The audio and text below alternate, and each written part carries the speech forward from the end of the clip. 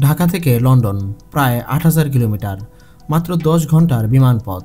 কিন্তু বাংলাদেশের রাজনীতিতে এই পথটুকু এখন এক অদৃশ্য গোলকধাঁধা। সাবেক প্রধানমন্ত্রী বেগম খালেদা জিয়াকে ঘিরে এমন কিছু রহস্যময় ঘটনা ঘটেছে যা দেখে জনমনে সন্দেহের কুয়াশা ঘন হচ্ছে। খালেদা জিয়ার শারীরিক অবস্থা, লন্ডনে যাওয়ার সিদ্ধান্ত, পুত্রবধূর আকস্মিক আগমন, সর্বোপরি পুরো পরিস্থিতিকে যে রহস্যময়তা গ্রাস করেছে তা নিয়ে সোশ্যাল মিডিয়া থেকে রাজপথ পর্যন্ত চলছে তুমুল আলোচনা। আর এই উত্তপ্ত পরিস্থিতিতে প্রবাসী চিকিৎসক ডাক্তার পিনাকি ভট্টাচার্য তার ফেসবুকে এমন কিছু তথ্য তুলে ধরেছেন যা রীতিমতো বিস্ফোরক। অভিযোগ সত্য কি মিথ্যা, সেই বিচারের ভার আপনার। তবে এই নাটক মঞ্চস্থ করার পেছনে রয়েছে এক অবিশ্বাস্য কারণ। গত কয়েকদিন ধরে বেগম জিয়া এবার কেয়ার হাসপাতালের সিসিইউতে চিকিৎসাধীন। চিকিৎসকরা বলছেন কোনো ওষুধ তার শরীরে সাড়া দিচ্ছে না। এমন অবস্থায় কাতারের আমিরের সহায়তায় সরকার বিশেষ এয়ার অ্যাম্বুলেন্সের ব্যবস্থা করেছে। শুক্রবার ফজরের পর যাত্রা শুরু হওয়ার কথা ছিল, কিন্তু হঠাৎই সব থমকে গেল। ডাক্তার পিনাকির পোস্ট বলছে, লন্ডন যাত্রা থমকে যাওয়ার পেছনে রয়েছে এক অভিনব রাজনৈতিক পরিকল্পনা। বিএনপি নাকি একটি বিশেষ দৃশ্য নির্মাণ করতে চাইছে। সেই দৃশ্য হলো মৃত্যু পথযাত্রী খালেদা জিয়ার শিয়রে মলিন বদনে দাঁড়িয়ে আছেন পুত্রবধূ ডাক্তার জোবাইদা রহমান। প্রশ্ন হলো, এই ছবি তোলার জন্য কেন যাত্রা পিছিয়ে দিতে হলো? কারণ ডক্টর জোবাইদা রহমান বাংলাদেশে এসেছেন ফজরের অনেক পরে। খালেদা জিয়া যখন লন্ডনেই যাচ্ছিলেন তখন জোবাইদার কি সেখানেই বিমানবন্দরে অপেক্ষা করলেই হতো না? হাজার হাজার মাইল পাড়ি দিয়ে ঢাকায় এসে আবার লন্ডনে ফিরে নিয়ে যাওয়া এর মানে কি? এই প্রশ্নের উত্তর কেউই দিতে পারছে না। আর এই পরিস্থিতিতেই সবচেয়ে হাস্যকর আচরণ করেছেন মির্জা ফখরুল ইসলাম আলমগীর। সংবাদ সম্মেলনে সাংবাদিকরা জোবাইদা রহমানের আগমন নিয়ে জানতে চাইলে তিনি রীতিমতো ক্ষিপ্ত হয়ে গিয়েছিলেন। এটা আপনারা কি বলছেন বলে প্রচণ্ড রাগ দেখিয়েছিলেন তিনি।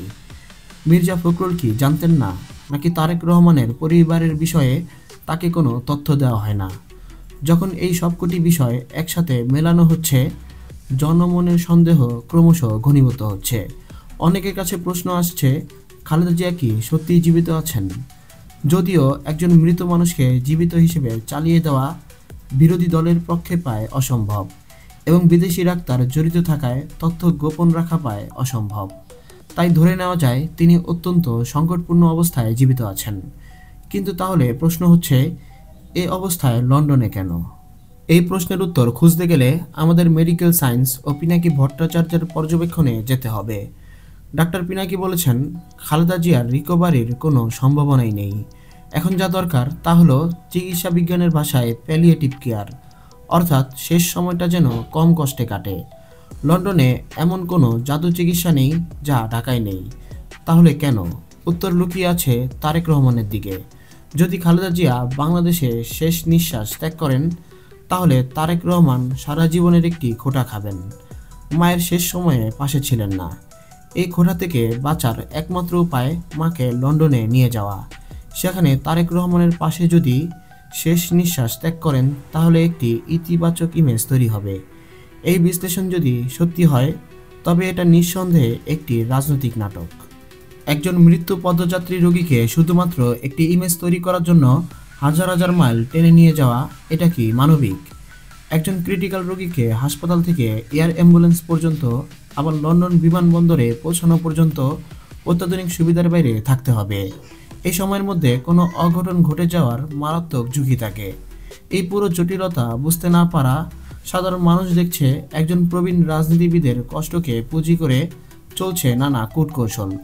অর্থনীতিতে যেমন পলিটিক্যাল ইকোনমি, তেমনি এই পুরো ঘটনাকে বলা যেতে পারে মেডিকো পলিটিক্স।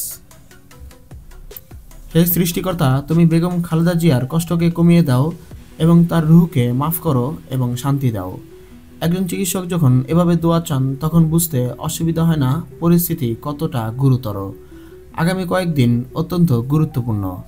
শেষ পর্যন্ত কি হবে? বিএনপি কি এই অভিযোগের জবাব দেবে?